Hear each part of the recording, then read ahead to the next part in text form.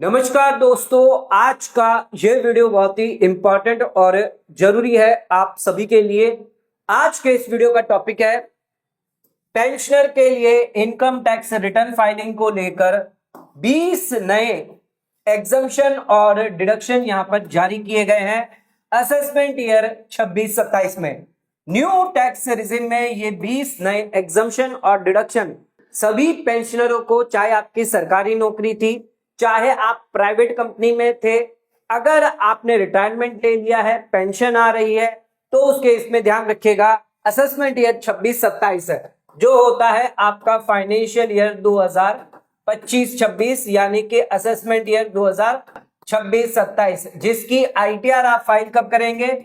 31 जुलाई 2026 को। तो टोटल जितनी भी आपकी पेंशन होगी वो आपको इस डेट से पहले पहले फाइल करनी है, जिसके लिए सरकार ने यहां पर 20 नए एग्जम्पशंस और डिडक्शन आपके लिए जारी किए हैं न्यू टैक्स रिजिम में। तो सभी पेंशनर लोगों को यहां पर फायदा बेनिफिट जो है वो इस बार दिया जाएगा।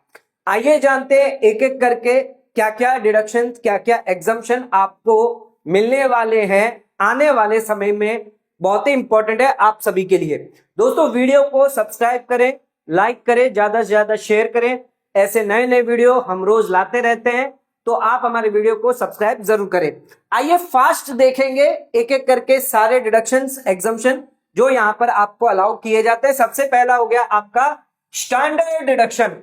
ध्यान रखिएगा, स्टैंडर्ड डिडक्शन जो है वो आपको अलाउ होता है जो भी सैलरीड पर्सन है, लेकिन जो भी पेंशनर है उनको भी यहां पर सैलरी इनकम के अंदर ही, यानी सैलरी हेड में ही अपनी पेंशन इनकम क्योंकि दिखानी होती है, इस वजह से स्टैंडर्ड डिडक्शन आपको 75,000 रुपए का न्यू टैक्स रिजिम में मिल जाता है। अगर आप ओल्ड टैक्स रिजिम की बात करें तो वहां पर आपको 50,000 रुपए का स्टैंडर्ड डिडक्शन मिलता है, लेकिन न्यू टैक्स रिजिम में आपको 75,000 का स्टैंडर्ड डिडक्शन बिना किसी बिल, बिना किसी प्रूफ के दिया जाएगा। यानी कोई भी डॉक्यूमेंट आपको नहीं देना है। आपका अगर मान लीजिए 9,75,000 रुपए की इनकम है, पेंशन है, तो सीधा सीधा 75,000 कम होके 9 लाख जो है वो आपकी इनकम पर टैक्स जो है वो लगाया जाएगा। जो भी टैक्स स्लैब के हिसाब से टैक्स जो है वो दिया जाएगा। तो यहां पर 75,000 रुपए का सीधा सीधा स्टैंडर्ड डिडक्शन आपको मिल जाता है न्यू टैक्स रिजिम में। ओल्ड टैक्स रिजिम में 50,000 मिलेगा, यानी 9,75,000 माइनस 50,000 करें तो 9,25,000 रुपया जो है वो आपकी टैक्सेबल पेंशन मानी जाएगी। अब ध्यान रखिएगा, चाहे आप गवर्नमेंट एम्प्लॉय हो, चाहे आप नॉन गवर्नमेंट एम्प्लॉय हो, सभी के लिए यहां पर 75,000 का डिडक्शन आपको अलाउ किया जाएगा।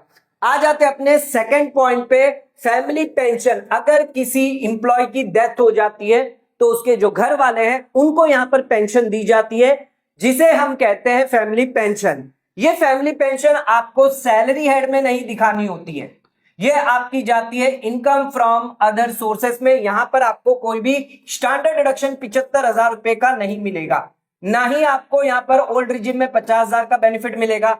तो अगर आपको फैमिली पेंशन मिल रही है इनकम फ्रॉम अदर सोर्स में आपको दिखाना है, सैलरी एड में नहीं दिखाना। यहां पर आपके लिए डिडक्शन अवेलेबल है, कितना? 1/3 ऑफ फैमिली पेंशन या फिर 25,000 रुपए। अगर ओल्ड रिजिम है तो 15,000 मिल जाएगा। इनमें से जो भी लोअर होगा उसका बेनिफिट फायदा आपको मिलेगा न्यू टैक्स रिजिम में असेसमेंट ईयर 26-27 में। मान लीजिए आपकी एग्जांपल ले लेते हैं, 1 लाख रुपए की फैमिली पेंशन है, तो इसका 1/3 कितना हुआ?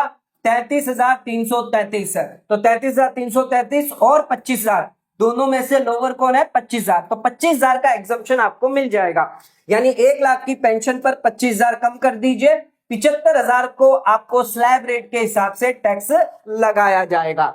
आ जाते हैं अपने थर्ड पॉइंट पे, बहुत ही इंपॉर्टेंट है, नो पेंशन टैक्स। कोई भी पेंशन पर टैक्स नहीं लगेगा। कब नहीं लगेगा? अगर आप न्यू टैक्स रिजिम ऑप्ट करते हैं और पूरे साल की पेंशन जो वो 12 लाख रुपए तक है। ध्यान रखिएगा, 12 लाख रुपए तक असेसमेंट ईयर 2026-27 में 12 लाख तक की इनकम आपके लिए सरकार ने माफ कर दी है, कोई टैक्स नहीं लगेगा। नो नीड टू पे any tax on pension income. तो 1 रुपया भी टैक्स आपको नहीं देना है। अगर 12 लाख तक की इनकम है तो 12 लाख तक आपको कोई टैक्स नहीं देना। साथ में हमने बताया था स्टैंडर्ड डिडक्शन आपको मिल जाता है 75,000 का। तो 12,75,000 तक की अगर आपकी पेंशन है तो आपको 1 रुपया भी टैक्स सरकार को नहीं देना है। तो यहां पर आपकी हो जाती है टैक्स फ्री पेंशन इनकम। 12,75,000 तक पूरा का पूरा टैक्स आपका माफ होगा। इनकम टैक्स रिटर्न फाइल करना यहां पर आपके लिए जरूरी हो जाता है। लेकिन अगर आप बात करें आईटीआर फाइलिंग एग्जम्पशन, तो आपको न्यू टैक्स रिजिम में 4 लाख तक की पेंशन होने पर कोई भी इनकम टैक्स रिटर्न फाइल नहीं करना है, मैंडेटरी नहीं है। लेकिन कुछ एक्सेप्शंस है जहां पर आपको आईटीआर फाइल करना मैंडेटरी हो जाता है। अगर आपने सेविंग में 50 लाख से ज्यादा पैसा डिपॉजिट किया है, अगर आपने करंट में 1 करोड़ रुपए से ज्यादा पैसा डिपॉजिट किया है, अगर आपका कोई बिजनेस है जहां पर 60 लाख से ज्यादा टर्नओवर है, प्रोफेशन है 10 लाख से ज्यादा टर्नओवर है, आपका टीडीएस या टीसीएस कटा हुआ है 25,000 से ज्यादा नॉन सीनियर सिटीजन के लिए, और सीनियर सिटीजन है तो 50,000 से ज्यादा कटा है। कुछ ऐसी कंडीशन हैं, फॉरेन ट्रैवल करते हैं, 2 लाख से ज्यादा खर्चे, इलेक्ट्रिसिटी बिल है 1 लाख से ज्यादा खर्चे, फॉरेन असेट्स है, फॉरेन इनकम है, वहां पर कोई भी लिमिट नहीं है, वहां पर आईटीआर फाइल करना आपके लिए मैंडेटरी होगा। लेकिन अगर इनके अलावा अगर आपकी बात करें पेंशन इनकम है, तो 4 लाख प्लस 75,000 आपको स्टैंडर्ड डिडक्शन मिल जाता है। 4,75,000 रुपए तक 1 रुपया भी आपको ना टैक्स देना है, ना ही कोई इनकम टैक्स रिटर्न फाइल करना है। तो पेंशनर को यहां पर आईटीआर फाइलिंग से एग्जम्पशन मिल जाता है अगर आपकी 4,75,000 तक इनकम है। अगर ये ट्रांजैक्शन हुए तो मैंडेटरी आईटीआर फाइल करना है। जाते अपने अगले पॉइंट पे, नो टीडीएस डिडक्शन। तो कोई भी टीडीएस का डिडक्शन यहां पर नहीं होगा, ध्यान रखिएगा। अप टू 1 लाख तक अगर आपको ब्याज मिलता है फिक्स डिपॉजिट पर, चाहे आपने बैंक में करी हो चाहे आपने पोस्ट ऑफिस में करी हो, टीडीएस यहां पर नहीं काटा जाएगा। 1 लाख रुपए तक का ब्याज आपका पूरा का पूरा टैक्स फ्री रहेगा, टीडीएस फ्री रहेगा। ध्यान रखिएगा, अगर 12 लाख तक की इनकम है, एफडी इंटरेस्ट है, तो भी टीडीएस नहीं कटेगा अगर आप फॉर्म 15H जो है सरकार को जमा कर देते, सॉरी सरकार नहीं यानी बैंक को जमा करते हैं, या फिर अगर आप पोस्ट ऑफिस को जमा कर देते हैं ये फॉर्म, तो उस केस में भी टीडीएस नहीं काटा जाएगा। 194A के तहत टीडीएस इंटरेस्ट रेट आपकी 10% रहती है। टीडीएस अगर गलती से काट लिया तो पूरा रिफंड मिल जाएगा अगर आप आईटीआर फाइल करते हैं। 12 लाख के अंदर अगर आपकी इनकम है तो उस केस में 1 रुपया भी टैक्स आपको नहीं लगेगा। तो ध्यान रखिएगा, कोई टीडीएस डिडक्शन यहां पर पेंशनर का नहीं किया जा सकता। नेक्स्ट आ जाते हैं, बात करते हैं ग्रेच्युटी एग्जम्पशन। अगर आपने रिटायरमेंट लिया है और ग्रेच्युटी आपको मिली है, तो उस केस में ध्यान रखिएगा सेक्शन 10(10) के अंदर गवर्नमेंट इंप्लॉय के लिए पूरी की पूरी ग्रेच्युटी यहां पर एग्जेम्प्ट है, और अगर आप नॉन गवर्नमेंट इंप्लॉय है तो उस केस में 20 लाख रुपए तक आपकी जो ग्रेच्युटी आपको रिसीव हुई है वो होगी आपके लिए एग्जेम्प्ट। अब ये न्यू टैक्स रिजिम में आपको मिलेगा, और ये जो 12 लाख की इनकम हमने बताई थी उसके अलावा ये ग्रेच्युटी का एग्जम्पशन आपको अलाउ किया जाएगा। तो ध्यान रखिएगा, ग्रेच्युटी का एग्जम्पशन आपको न्यू टैक्स रिजिम में भी अलाउ होता है। अगर आप रिटायरमेंट में आपको ग्रेच्युटी मिलती है तो वो आपके लिए एग्जेम्प्ट होती है। गवर्नमेंट एम्प्लॉय के लिए, नॉन गवर्नमेंट एम्प्लॉय है तो 20 लाख तक आपके लिए एग्जम्पशन दिया जाता है। ये एग्जम्पशन जो है वो 12 लाख के अलावा है, ऐसा नहीं है कि 12 लाख के अंदर आपको मिल रहा है, 12 लाख के एक्स्ट्रा ये एग्जम्पशन आपको दिया जाता है। नेक्स्ट आ जाते हैं, बात करते हैं लीव एनकेशमेंट। रिटायरमेंट पे आपको अगर मिल रहा है 10(10)AA के अंदर, गवर्नमेंट एम्प्लॉय है तो पूरा का पूरा आपके लिए एग्जेम्प्ट रहेगा। नॉन गवर्नमेंट एम्प्लॉय है तो ध्यान रखिएगा 25 लाख रुपए तक आपको एग्जम्पशन मिल जाता है। न्यू टैक्स रिजिम में आपको मिलेगा at the time of retirement पे आपको ये लीव एनकेशमेंट जो है वो दिया जाता है। ध्यान रखिएगा, ये भी आपके 12 लाख के कैलकुलेशन में इंक्लूड नहीं होता। यानी अगर आपकी पेंशन मान लीजिए 10 लाख रुपए है और लीव एनकेशमेंट जो है 25 लाख रुपए है, तो पूरा का पूरा आपका 0 टैक्स बनेगा। 1 रुपया भी टैक्स आपको सरकार को नहीं देना है। नेक्स्ट आ जाते हैं, अगर आप वॉलंटरली रिटायरमेंट लेते हैं या टर्मिनेशन होता है, कंपनसेशन अगर आपको मिल रहा है, वॉलंटरली रिटायरमेंट ले रहे हैं, टर्मिनेशन किया जा रहा है 10(10)C के अंदर, तो जितना भी वॉलंटरी रिटायरमेंट पे कंपनसेशन आपको मिलेगा 5 लाख रुपए तक का, सब्जेक्ट टू कंडीशन, यहां पर आपको बेनिफिट मिल जाता है न्यू टैक्स रिजिम में। ये 5 लाख का फायदा भी आपके 12 लाख के अलावा आपको दिया जाएगा, यानी 12 लाख तक तो मिलेगा, एक्स्ट्रा ये 5 लाख का और बेनिफिट आपको यहां पर न्यू टैक्स रिजिम में मिल जाता है। ओल्ड में तो मिलता ही है, न्यू में और एक्स्ट्रा आपको फायदा बेनिफिट दिया जाएगा। अब आ जाते बात करते हैं कम्यूटेड पेंशन, यानी लमसम पैसा जो है वो आपको मिलता है एक साथ मुट्ठी। मान लीजिए 20 लाख रुपया आपको मिल गए पेंशन, तो ये हो गई आपकी लमसम पेंशन। ये आप अगर गवर्नमेंट एम्प्लॉय है तो पूरी की पूरी आपके लिए एग्जेम्प्ट होगी कम्यूटेड पेंशन। अनकम्यूटेड पेंशन क्या होती है? जो मंथली पैसा आपको मिलता है वो पूरा का पूरा आपके लिए टैक्सेबल होता है, चाहे आप गवर्नमेंट एम्प्लॉय हो चाहे आप नॉन गवर्नमेंट एम्प्लॉय क्यों ना हो। लेकिन कम्यूटेड पेंशन आपको मिली है, लमसम पेंशन मिली है, गवर्नमेंट एम्प्लॉय के लिए पूरा एग्जेम्प्ट है, और नॉन गवर्नमेंट एम्प्लॉय है तो उस केस में ध्यान रखिएगा आपको यहाँ पर ग्रेच्युटी अगर रिसीव हुई है या नहीं हुई है ये चेक करना होगा, और उसके हिसाब से आपको 1/3 या फिर 50% जो है वो कम्यूटेड पेंशन जो है वो आपके लिए एग्जेम्प्ट होती है। न्यू टैक्स रिजिम में आपको इसका पूरा बेनिफिट मिलेगा, 12 लाख के अलावा ये फायदा बेनिफिट आपको दिया जाता है। तो अगर आपको कम्यूटेड पेंशन मिल रही है, गवर्नमेंट एम्प्लॉय है, पूरी की पूरी एग्जेम्प्ट है, नॉन गवर्नमेंट एम्प्लॉय है 1/3 या 1/2 आपके लिए एग्जेम्पशन होने वाली है। न्यू टैक्स रिजिम में इसका फायदा बेनिफिट आपको दिया जाएगा। नेक्स्ट आ जाते हैं मार्जिनल रिलीफ। मार्जिनल रिलीफ यहां पर आपको मिलती है अगर आपकी 12 लाख से ऊपर इनकम चली जाती है, पेंशन इनकम अगर है तो ध्यान रखिएगा 87A की रिलीफ आपको मिल जाती है, मार्जिनल रिलीफ। अगर एग्जांपल के तौर पर आपकी पेंशन हो गई 12,10,000 रुपए, तो इस केस में आपका टैक्स कितना बन गया है 61,500। अब यहां पर आपको मार्जिनल रिलीफ कितनी मिलेगी 51,500, यानी आपका टैक्स कितना बढ़ा 10,000 रुपए आपकी इनकम पर आपका टैक्स हो गया 61,500। तो यहां पर आपको सिर्फ इतना ही टैक्स देना है, बाकी का जो बैलेंस है 10,000 कम कर दीजिए, 51,500 की आपको मार्जिनल रिलीफ यानी टैक्स का बेनिफिट मिल जाएगा। ये टैक्स आपको नहीं देना, सिर्फ 10,000 रुपए टैक्स देना, क्योंकि इनकम आपकी 10,000 बढ़ी। अगर 12 लाख तक होता तो जीरो टैक्स होता, क्योंकि 10,000 इनकम बढ़ी है इसकी वजह से 61,500 का टैक्स निकल कर आया है। तो सरकार कह रही है 51,500 हम आपका माफ कर देते हैं। आ जाते हैं अपने अगले पॉइंट पे, पोस्ट ऑफिस सेविंग इंटरेस्ट, बहुत ही इंपॉर्टेंट है। यहां पर न्यू टैक्स रिजिम वालों के लिए एग्जम्पशन दिया गया है, पोस्ट ऑफिस द्वारा सेविंग अकाउंट अगर आप खुलवाते हैं, अगर आपको ब्याज मिल रहा है सेविंग अकाउंट पर, अगर आपको ब्याज मिल रहा है, ध्यान रखिएगा 4% का ब्याज मिलता है। तो यहां पर 10-15 के अंदर अगर आपका सिंगल अकाउंट है 3,500 रुपया पर फाइनेंशियल ईयर, हर साल ये आपके लिए एग्जेम्प्ट होता है। अगर आपका ज्वाइंट अकाउंट है तो उस केस में ध्यान रखिएगा 7,000 रुपया पर फाइनेंशियल ईयर आपको एग्जम्पशन मिलेगा। ये जो एग्जम्पशन है वो 12 लाख के अलावा आपको दिया जाता है। तो अगर किसी भी पेंशनर का पोस्ट ऑफिस में सेविंग अकाउंट है, ब्याज मिल रहा है 3,500 रुपया सिंगल अकाउंट पे, और ज्वाइंट अकाउंट है तो 7,000 तक आपको पूरा फायदा एग्जम्पशन मिल जाता है। नेक्स्ट आ जाते हैं पब्लिक प्रोविडेंट फंड EEE का एग्जम्पशन मिलता है। अगर आपने पीपीएफ इंटरेस्ट आया है तो पूरा का पूरा टैक्स फ्री है, कोई टैक्स नहीं लगना है। पैसा विड्रॉ करते हैं, मैच्योरिटी पर आया है, प्रिंसिपल अमाउंट है, इंटरेस्ट है, वो भी आपका पूरा का पूरा टैक्स फ्री है। न्यू टैक्स रिजिम में बेनिफिट मिल जाता है। हालांकि अगर आप कंट्रीब्यूशन करते हैं, इन्वेस्टमेंट करते हैं पीपीएफ में, वो फायदा आपको नहीं मिलता, क्योंकि वो एटीसी का ओल्ड रिजिम में 1.5 लाख रुपए तक का अलाउ किया जाता है। न्यू रिजिम में ये फायदा बेनिफिट आपको नहीं मिलता। रेट ऑफ इंटरेस्ट यहाँ पर 7.1% है, और इंटरेस्ट जो है वो आपका एग्जम्पशन जो है वो 12 लाख के अंदर नहीं इंक्लूड है। एक्स्ट्रा आपको फायदा मिलता है, एक्स्ट्रा बेनिफिट आपको मिलता है। पीपीएफ का इंटरेस्ट जो है, पीपीएफ की जो मेच्योरिटी है, एक्स्ट्रा फायदा बेनिफिट के साथ आपको यहां पर दिया जाता है। एलआईसी मेच्योरिटी, अगर आपने एलआईसी लाइफ इंश्योरेंस पॉलिसी ली है, इसकी मेच्योरिटी आती है तो 1010D के अंदर लाइफ इंश्योरेंस पॉलिसी की जो मेच्योरिटी का जो पैसा है वो आपके लिए टैक्स फ्री होता है।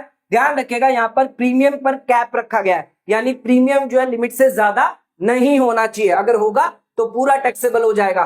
डेथ बेनिफिट मिलता है एलआईसी पॉलिसी पे, वो भी आपका टैक्स फ्री है, न्यू टैक्स रिजिम में अलाउ है, और 12 लाख के अंदर इसको एक्स्ट्रा रखा गया है। 12 लाख का बेनिफिट है, इसके अलावा ये एग्जम्पशन फायदा आपको न्यू टैक्स रिजिम में मिल जाता है। ओल्ड में तो मिलता ही है, लेकिन न्यू में भी आपको बेनिफिट दिया जाएगा। अगला आ जाते हैं गिफ्ट, अगर आपको रिसीव हुई है रिलेटिव से, ध्यान रखिएगा कोई भी गिफ्ट क्यों ना रिसीव हो, चाहे स्पाउस से हो, मदर, फादर, ब्रदर, सिस्टर, सन, डॉटर, किसी से भी अगर आपको पैसा रिसीव हुआ है, मनी रिसीव हुआ है, बैंक ट्रांसफर आया है, प्रॉपर्टी आई है, कोई भी तरीके से गिफ्ट आई है, ध्यान रखिएगा कैश गिफ्ट 2 लाख रुपए से ज्यादा कभी भी ना ले। मदर से, फादर से 2-2 लाख करके ले ले, लेकिन 2 लाख से ज्यादा लेंगे तो 100% पेनल्टी वहां पर आपको लग जाएगी। न्यू टैक्स रिजिम में आपको अलाउ होगा, और 12 लाख के अलावा ये फायदा बेनिफिट आपको मिल जाता है। तो अगर आप गिफ्ट लेते हैं किसी से, गिफ्ट जो भी आपने लिया है, चाहे प्रॉपर्टी ले रहे हैं, पैसों में ले रहे हैं, बैंक ट्रांसफर कर रहे हैं, पूरा का पूरा एग्जेम्प्ट है, न्यू टैक्स रिजिम में आपको अलाउ किया जाता है। अब गिफ्ट की बात करिए, रिलेटिव से लिया, अगर आपको मैरिज में मिल रहा है, अगर आपकी शादी है और मैरिज के दौरान आपको गिफ्ट मिल रही है, चाहे आपके रिलेटिव से मिल रहा हो, चाहे नॉन रिलेटिव से क्यों ना मिल रहा हो, ओकेशन ऑफ मैरिज है, फ्री गिफ्ट है, कोई टैक्स नहीं लगेगा, चाहे बैंक से, चाहे यूपीआई क्यों ना किया हो, चाहे प्रॉपर्टी हो, चाहे कोई भी तरह की गिफ्ट क्यों ना हो। कैश गिफ्ट ध्यान रखिएगा हमेशा 2 लाख से ज्यादा नहीं होनी चाहिए। न्यू टैक्स रेजिम में मिलेगा 12 लाख के अलावा ये फायदा बेनिफिट आपको दिया जाएगा। तो मैरिज शादी ब्याह पर अगर मिल रहा है पैसा, गिफ्ट मिल रहा है, प्रॉपर्टी मिल रही है, तो वो भी आपके लिए एग्जेम्प्ट है। अब बात करते हैं अगर कोई विल के थ्रू अगर पैसा मिला है, प्रॉपर्टी मिली है, इनहेरिटेंस में मिली है, तो ये भी आपके लिए एग्जेम्प्ट होने वाली है। पैसा प्रॉपर्टी रिसीव हुआ है विल के थ्रू, इनहेरिटेंस के थ्रू, पूरा का पूरा आपके लिए टैक्स फ्री है। न्यू टैक्स रेजिम में आपको फायदा मिलेगा, ये भी आपके 12 लाख के अंदर इंक्लूड नहीं है। तो विल से, इनहेरिटेंस से जो भी पैसा मिला है, प्रॉपर्टी मिली है, वो आपके लिए टैक्स फ्री है, उस पर कोई भी टैक्स नहीं लगेगा।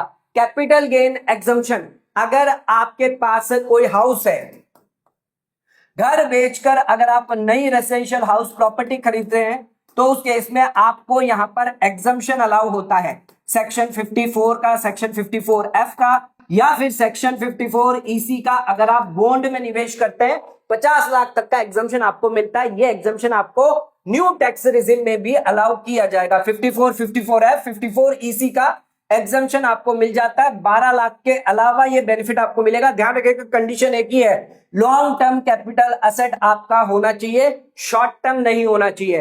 तो ये फायदा बेनिफिट आपको अलाउ किया जाएगा। अगला आ जाते हैं long term capital gain on shares. अगर आपके पास म्यूचुअल फंड है, बेचा है, शेयर्स बेचे, इक्विटी शेयर्स बेचे, लिस्टेड कंपनी के बेचे हैं, तो पूरे साल में आपको 1,25,000 का एग्जम्पशन मिलता है। न्यू टैक्स रेजिम में ये अलाउ होगा और ये 12 लाख के अलावा है, यानी 12 लाख का तो बेनिफिट आपको मिलेगा, प्लस 1,25,000 का और एक्स्ट्रा फायदा आपको long term capital gain shares पे मिलेगा, म्यूचुअल फंड पे भी आपको मिल जाएगा। ध्यान रखिएगा सरकार एक नया फॉर्म जो लाई थी ITR 1, ITR 4, उसके अंदर अलाउ किया गया कि अगर आपकी 1,25,000 तक लॉन्ग टर्म कैपिटल गेन है, तो हम यहां पर ITR 1, ITR 4 फाइल कर सकते हैं। ITR 2 और ITR 3 की जरूरत नहीं है, पर 1,25,000 से ज्यादा है, शॉर्ट टर्म कैपिटल गेन है, ITR 2, ITR 3 फाइल करना फिर आपके लिए मैंडेटरी हो जाएगा।